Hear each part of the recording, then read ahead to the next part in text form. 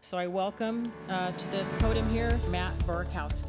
So my name is Matt Borkowski, and I work with the company called Arctic IT. Just a couple days ago, Lockheed Martin, their key procurement officer, was speaking, and she said that they watch and they monitor how often they are attacked. And constantly, day in and day out, there are people trying to intrude into Lockheed Martin. During the Chinese New Year, it went down by about 80%.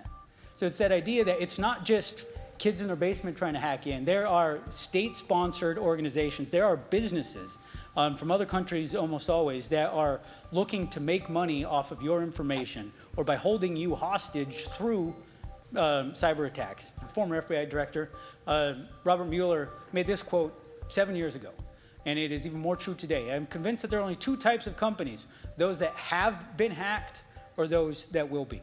And it is a dark world out there. Technology is great, but there are people that look to exploit the ways that people use it, unfortunately. Now, a big strategy that a lot of businesses have employed for years in avoiding cyber attacks is by saying we're too small. Why would anyone hack me? And I grew up in North Dakota. I understand what that's like. Think about, look, I don't need to lock my doors, that sort of thing. I live in a small, rural farming community. Who's gonna come in and steal stuff? But when I was in high school, unfortunately, I lost my Bon Jovi CD collection because someone came into town and opened up every car door in town that was unlocked, stole things out of the car and left. And from that day forward, in our small farming town, we realized that we were no longer too small to attract thieves. And the same thing is completely true in the world of cybersecurity. 61% of cyber attacks in 2017 were of small businesses, or under 1,000 employees at least. Typically, small businesses cannot afford the types of tools and the people and the staff that larger businesses can. But if a cyber attacker gets your data as a small business owner, you have a lot less recourse typically. You are more likely to pay because if your systems are compromised and you can't work with your customers, you can't do business, you're more likely to pay the $1,000 or the $5,000 that they are demanding than a large company could, because they've got the resources behind them and they might want to fight back. As a small business, you probably won't. So that's where small businesses are being attacked. The level of damages just in money lost is catastrophic for a lot of industries. Back in our neck of the woods, the Matsu Borough in Alaska, their county government, the borough government, just last year, they were victims of a three-prong attack that had cost them over $2 million in damages. And that was a few months ago, and that number continues to go up. Even though the attack was over a year old now, most of it was.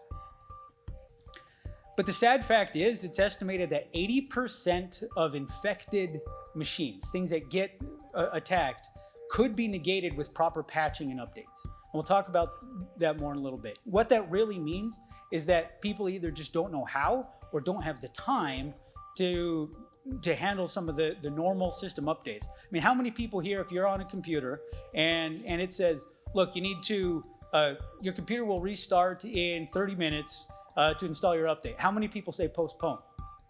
How many people say postpone for 3 weeks? You know, I mean, and what happens during that time is they correct critical vulnerabilities that hackers are trying to exploit.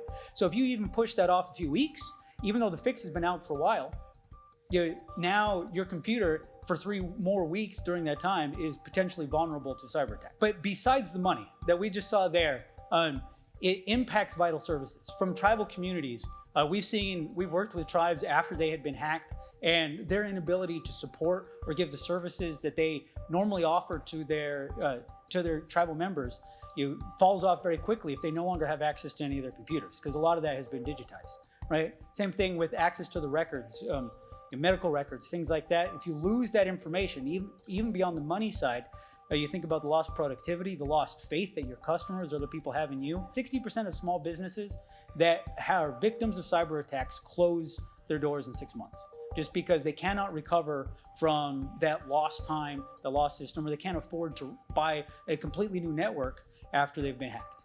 So why do attacks happen? And it's important to think through this in certain ways, that people will attack you for various reasons. One of the first, and that we think about, you see the most now, is this top one. It's referred to as ransomware, but where they will hack your data and then make you pay to get it back. Where it's called ransomware, they encrypt your machines, and then they hold the encryption key. So you can't do anything until you pay them money. They give you the keys, you unlock your computer, and you go back to work. You hope. They don't always pay, and if you do pay, you're more likely to be attacked again because they know, well, they paid last time. Selling intelligence. You know, when you get into bigger business in particular, but if you have information, customer base, things like that, that someone else wants, if you can be easily hacked, they might steal that and then try to sell that information to someone else. Bragging rights is a common thing, competitive advantage, but this bottom one is one we don't often think about. Quite a few, especially some of the most catastrophic data losses that have happened in the world of cyber attacks have happened from disgruntled employees.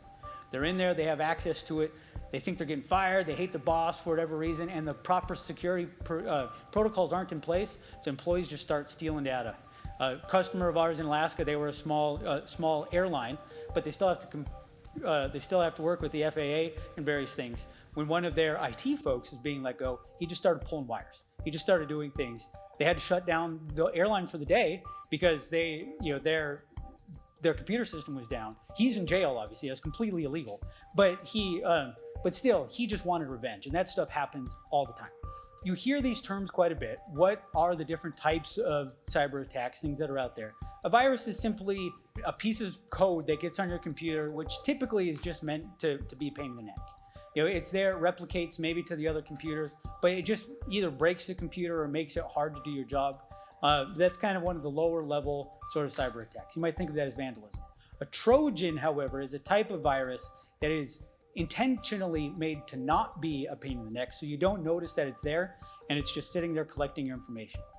We talked about the Matsu Borough earlier. In the Matsu Borough, it's estimated that they had a Trojan virus for 2 years before they realized. So that means that for 2 years, these hackers are just stealing their information, just watching what was happening and stealing their information. And then ransomware is what we already talked about, where they literally use a computer program to take over your computer network and then make you pay to get it back. Bottom line is, top, they're trying to make you miserable. Bottom line, they're trying to steal your information, either to send it for someone else, and with the ransomware, they want to control your entire database, again, to increase the chances that you will pay the ransom. And when we compare this to the world of physical attacks, vandalism, someone just comes in, starts breaking your windows or something at your shop, that's kind of the virus. They're just doing it for fun, typically breaking rights just to be a pain in the neck. Thievery, that's that Trojan, where they're trying to steal your information to sell it or to use it competitively. And then hostage taker, again, that's ransomware.